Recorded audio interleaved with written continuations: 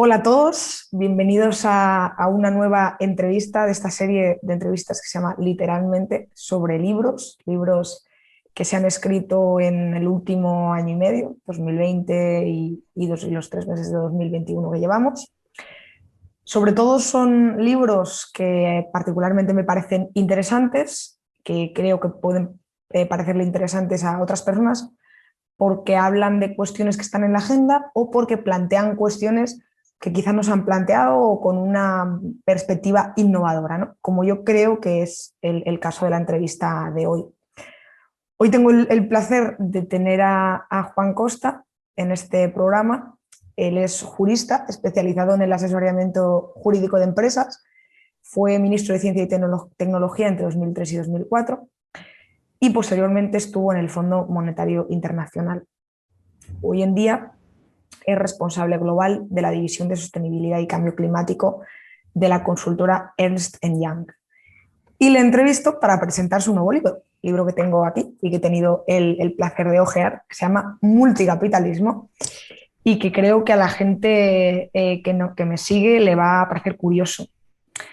Entonces, muchísimas gracias, Juan, por aceptar esta entrevista. Y si te parece, te voy a lanzar la primera pregunta. Bueno, gracias primero, Irune, por la invitación y por la oportunidad. La verdad es que para mí es un placer, estoy encantado, ¿no?, de participar en este programa. Creo que en esta charla, ¿no?, creo que además es una iniciativa extraordinariamente importante y bueno, y espero que poder participar en alguna más en el futuro. Por supuesto, la puerta está siempre abierta. Yo creo que el objetivo es charlar tranquilamente y compartir ideas y aprender, ¿no? Que creo que es lo más importante. Y nada, una de las cosas que me parecieron más sorprendentes, ¿no?, sobre todo viniendo de alguien que quizá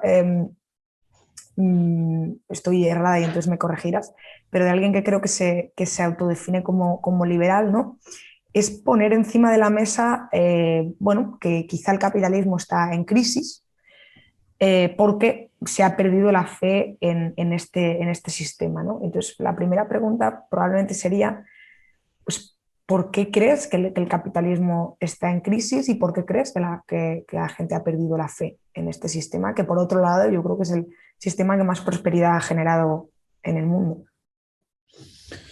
Bueno, pues como te decía, gracias de nuevo, Irune.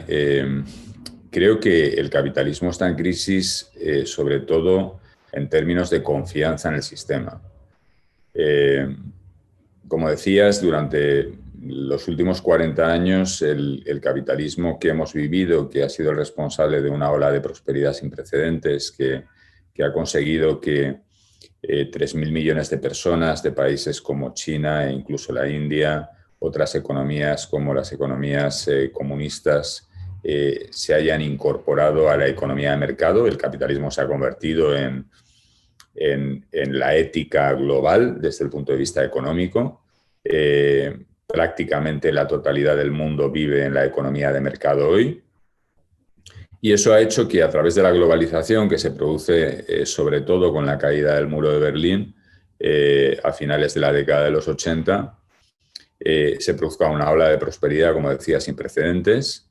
Se ha creado una nueva clase media global, personas que antes vivían sumidas en la pobreza, hoy son parte de la economía de mercado. Ha aumentado también la libertad en el mundo y los derechos, a pesar de que en los últimos años la calidad de la democracia a escala global pues haya retrocedido posiciones. Ha aumentado también el nivel de educación en el conjunto de la población global. Y todo eso, en buena medida, es en parte a la economía de mercado, en parte al capitalismo. Pero sin duda también, en estos últimos 40 años, el capitalismo no ha sido capaz, probablemente, de llevar prosperidad a todas partes de la misma manera, de una forma, ¿no?, que podamos calificar como justa, ¿no?, por lo menos para muchas personas. Y eso ocurre sobre todo en las economías más prósperas, en Europa y en Estados Unidos. Las clases medias, en particular, han visto que la prosperidad que se ha generado de una manera tan intensa durante todas esas décadas, estas últimas décadas, no ha llegado de la misma forma. Y las clases medias y las clases medias más modestas en muchas economías han visto estancadas sus rentas, a pesar de que el coste de la vida en muchos aspectos puede haber aumentado. Y sin embargo ha visto cómo una parte de la población mundial, sobre todo los ciudadanos con mayores ingresos, pues han visto cómo su renta ha crecido de una manera muy importante. Y esa mayoría social ha perdido la confianza en el sistema porque piensa que el sistema no es justo. Hoy 3 de cada 4 personas aproximadamente piensan que el sistema no es justo, que beneficia a las élites y beneficia a colectivos específicos que tienen más derechos y más ventajas. Y al mismo tiempo, en las economías más avanzadas, en Europa y en Estados Unidos, la mayoría social piensa que el futuro no va a ser mejor para ellos. Y eso es especialmente grave en el caso de los jóvenes. 1 de cada 4 jóvenes piensa que las cosas no van a mejorar para ellos, ¿no? Y por lo tanto eso es lo que ocurre. Tenemos una crisis de confianza en el sistema y o somos capaces de mejorar el sistema y hacer que el sistema vuelva a trabajar para todos, vuelva a trabajar para la mayoría y haga frente a estos retos y también a cuestiones como la crisis medioambiental, generar empleos y empleos de calidad para todos, o lo que va a ocurrir es lo que está ocurriendo, que vivimos en la última década, sobre todo después de la crisis financiera.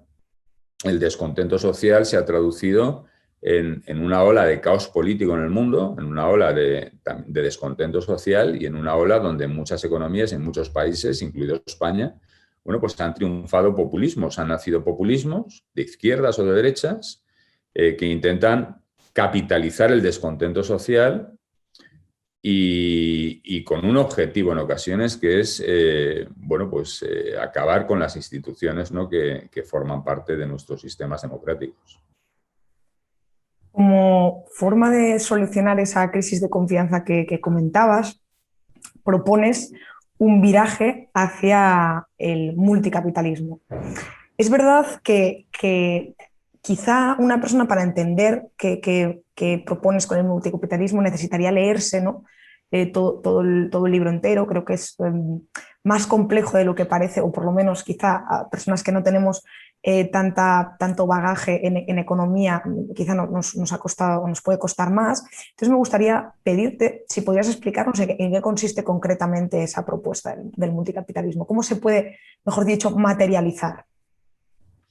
Bueno, Irune, yo creo que el libro es bastante accesible y muy comprensible, ¿no? Por lo tanto, yo también invito, ¿no?, a todos aquellos que puedan ver esta charla, ¿no?, a que lo lean y, sobre todo, también a darles la oportunidad de poder debatirlo, ¿no? Y estoy encantado si contactan conmigo, pues, a través de LinkedIn, Instagram o de las redes sociales, y me encantará, pues, contestar a cualquier duda o cualquier pregunta o propuesta que me quieran plantear, ¿no? Bueno, como decías al principio, ¿no?, yo durante 10 años, hasta el pasado 1 de enero, he dirigido o he participado en la dirección de un negocio a nivel internacional, que es el negocio de EY en el mundo, en el ámbito del cambio climático y la sostenibilidad. Y lo que he visto es que, sobre todo en el ámbito de las empresas, lo que he visto es que las herramientas que utilizamos para medir el éxito de las empresas, pero también el éxito político y social, el éxito de los gobiernos, el éxito de las economías, esas herramientas son básicamente la contabilidad financiera y el aumento del PIB. El beneficio financiero de las empresas y el aumento del PIB, el aumento de la economía.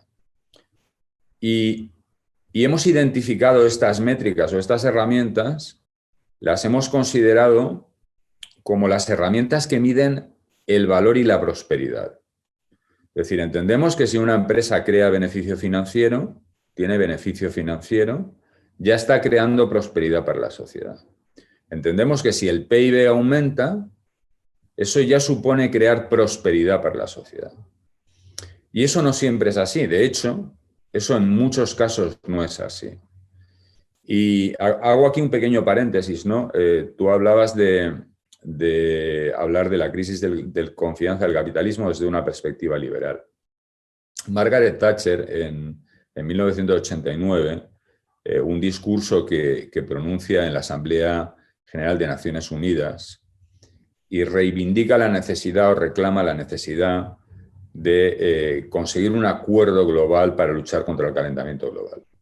Margaret Thatcher fue probablemente el primer líder político internacional con relevancia internacional que reclamó un acuerdo político global para luchar contra el calentamiento global.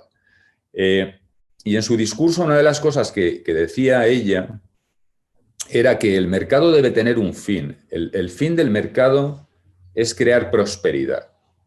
Y ese fin no se cumple si la prosperidad que se crea aumentando el tamaño de la economía es menor que la que se destruye atacando el medio ambiente. Y por lo tanto, tenemos que recuperar la idea de fin.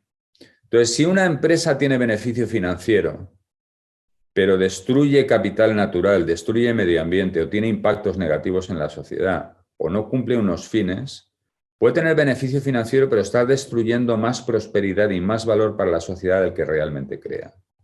Si en una economía crece el PIB y, sin embargo, destruye capital ecológico, destruye capital natural, destruye también o crea desigualdades sociales, bueno, pues la base de esa economía para crecer en el futuro va a ser menor y el potencial de crecimiento va a ser menor. Podemos estar creando riqueza financiera, pero destruyendo al mismo tiempo capital social, cohesión social y patrimonio medioambiental. Y por lo tanto, para conseguir que el mercado cumpla el fin de crear prosperidad, hay que medir de una mejor manera la riqueza, el éxito político y social, el avance de las economías. Multicapitalismo, en definitiva, es medir de otra forma la prosperidad y el éxito de las empresas, el éxito de los gobiernos. La prosperidad ya no es solo beneficio financiero. Junto al beneficio financiero hay que incluir también el beneficio intangible, la creación de empleos, el aumento de la cohesión social y la protección del medio ambiente. Necesitamos beneficio financiero, más beneficio intangible, más beneficio ecológico, más beneficio social, para conseguir que la economía trabaje con ese objetivo de crear prosperidad colectiva. Si no somos capaces de crear prosperidad en todas las dimensiones, podemos pensar que un país progresa y al mismo tiempo puede estar destruyendo riqueza medioambiental, riqueza social e hipotecando el futuro de las generaciones del mañana. En la línea de esta forma distinta de medir los resultados de las empresas o de las economías, propones repensar el concepto de valor, cosa que me ha parecido muy interesante. Y propones también que el valor, digamos, ligado al multicapitalismo, ¿no?, se apoye en dos cosas: la cooperación y el propósito. Yo creo que el propósito es algo que acabas ya de mencionar en esta anterior respuesta, pero me gustaría que nos contases a qué te refieres con cooperación o una vez más, ¿no?, cómo se materializa la cooperación y cómo se relaciona con el valor. Y por otro lado, si esto de alguna forma puede llegar a chocar con, digamos, la idea de que el valor es algo subjetivo, ¿no? Bueno, indudablemente el valor puede ser algo subjetivo, pero por eso necesitamos un consenso social para entender qué es valor, ¿no? Y continuando con la respuesta anterior, ese consenso social es lo que debemos definir también desde la política y desde el mundo de las empresas, ¿no? Entonces, valor tiene que ser el beneficio financiero más la riqueza ecológica y la riqueza social que crean las empresas y crean las economías. Porque si cogemos en los últimos 20 años, el Banco Mundial publicó un informe sobre 140 países donde ha crecido el PIB durante ese periodo, y sin embargo, 140 países en los que se ha destruido capital natural durante ese periodo, y sin embargo son países en los que el PIB ha crecido. Es decir, que podemos estar midiendo el progreso de los países de una manera que no refleja la realidad.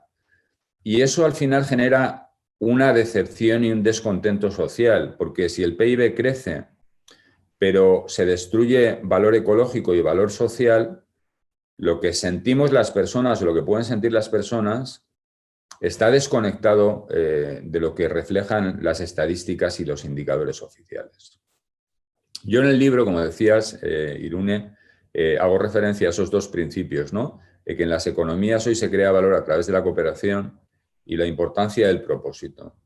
Y lo hago porque, de alguna manera, creo que en la economía hay que aplicar un poco también los principios de la lógica de la vida. Y cuento algunas anécdotas en el libro o me refiero a lo mejor a algunos aspectos quizá que pueden ser más de otras disciplinas o de otras ciencias, ¿no? Por ejemplo, el propósito es importante y me refiero a, y cito o menciono una parte de lo que refleja o de lo que se basa la cultura japonesa, que es la idea de Ikigai. Entonces, Ikigai es un concepto muy bonito. Ikigai, cuando se analiza, se investiga o algunos autores se preguntan por qué Japón y en concreto alguna zona de Japón como Okinawa es una de las regiones del planeta donde hay mayor densidad de personas que viven más de 100 años.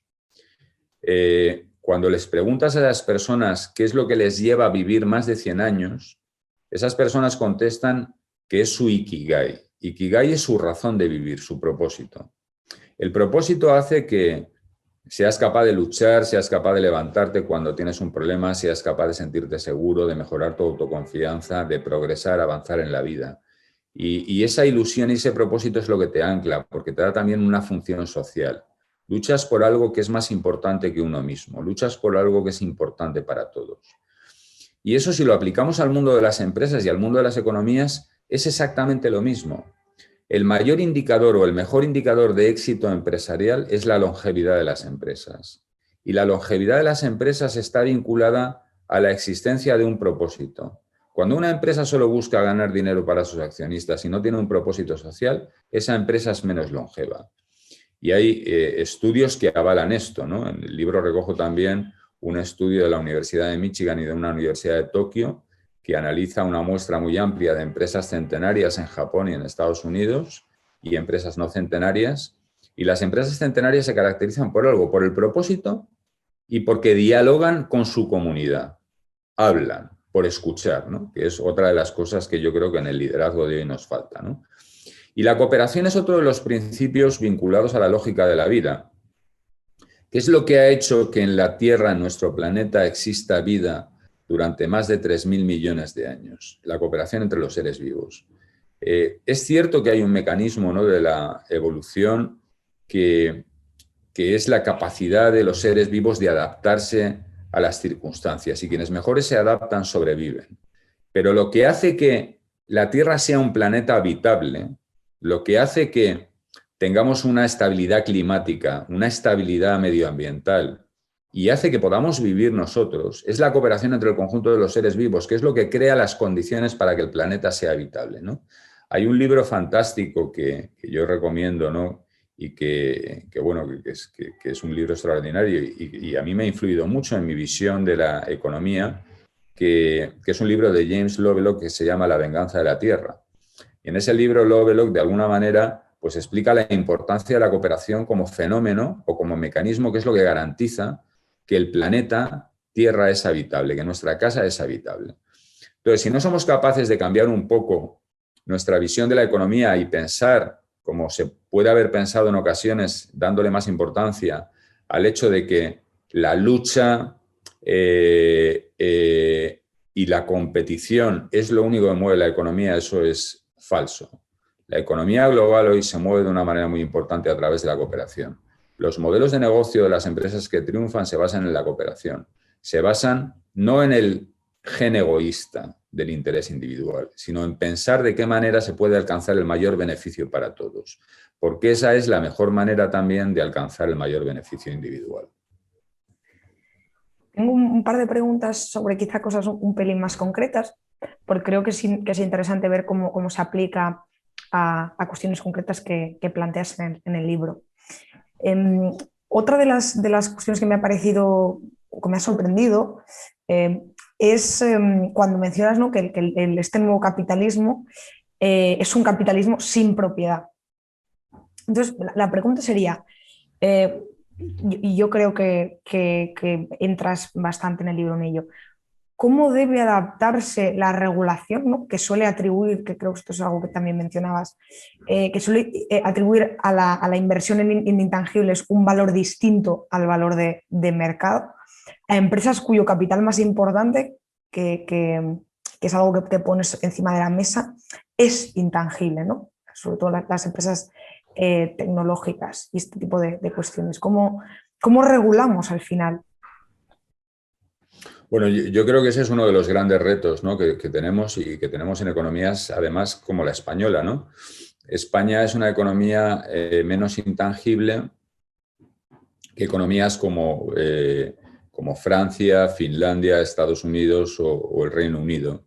Y esa transformación de la economía global se ha producido también en los últimos 40 años.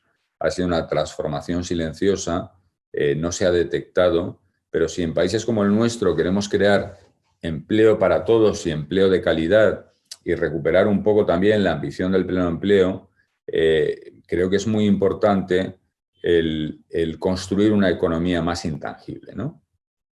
Y construir una economía más intangible, como tú bien decías, ¿no?, supone, de alguna manera, transformar a través de la regulación o adaptar la regulación a las nuevas realidades, ¿no? En 1975, el 85% del valor de mercado de las empresas que cotizaban en el Standard & Poor's 500, empresas más grandes del mundo, era capital tangible, capital reconocido en la contabilidad, capital declarado, patrimonio de alguna manera sobre el que existía una propiedad. La empresa era propietaria de activos en un 85% de lo que el valor de mercado reflejaba. 40 años más tarde, en el año 2015, es justo lo contrario. El 85% del valor de capitalización de mercado de esas compañías no está reflejado en la contabilidad en activos tangibles, en edificios, en coches, en ordenadores, corresponde a capital intangible. Es decir, el mercado está valorando una cosa distinta, está valorando a lo mejor el modelo de negocio que tiene esa empresa, la cultura empresarial que tiene, el compromiso de sus trabajadores, el liderazgo que tiene, la capacidad de innovación, la reputación de la empresa. Todo eso es un nuevo capitalismo sin propiedad, porque una empresa no es dueña del liderazgo, no es dueña de una capacidad de innovación, no es dueña de los trabajadores. Y sin embargo, el compromiso de los trabajadores, la vinculación de los trabajadores al proyecto o la reputación de la marca, todo eso, o la capacidad para generar una actividad económica sin dañar el medio ambiente, por ejemplo, o creando beneficios sociales, todo eso hace que el mercado valore esa empresa por su modelo de negocio y, sin embargo, eso no son elementos sobre los que se ha construido el derecho de propiedad en los siglos, ¿no? Durante siglos. Y, por lo tanto, eso es un nuevo reto, ¿no? Entonces, ¿cómo conseguimos que el mercado, por ejemplo, pueda financiar mejor esas empresas? Cuando el mercado tradicionalmente, tú sabes que vas a un banco y puede ser más o menos complicado, pero si quieres comprar una casa o quieres levantar una nave industrial, pues a lo mejor recibes una financiación. Si tienes una idea solo, es mucho más difícil conseguir financiación para una idea, ¿no?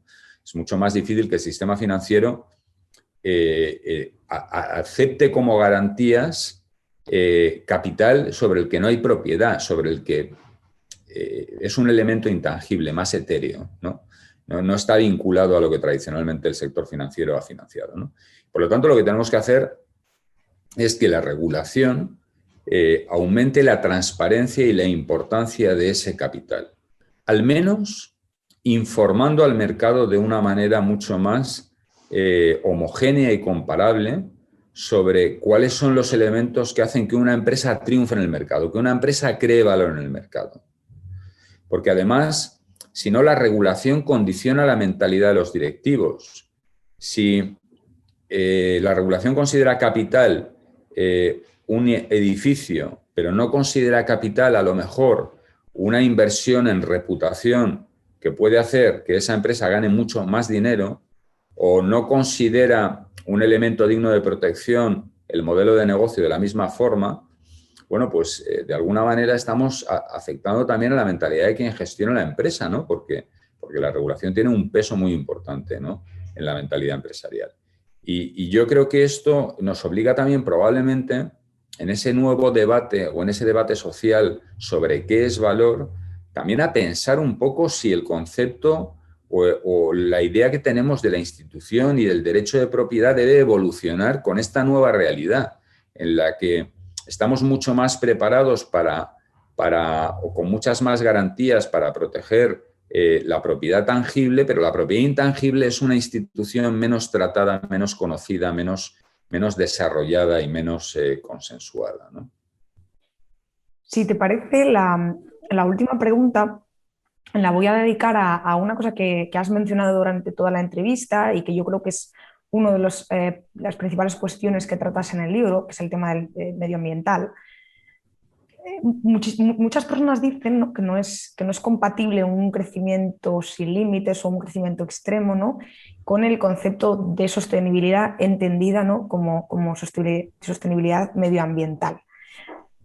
¿Crees que eso es realmente así?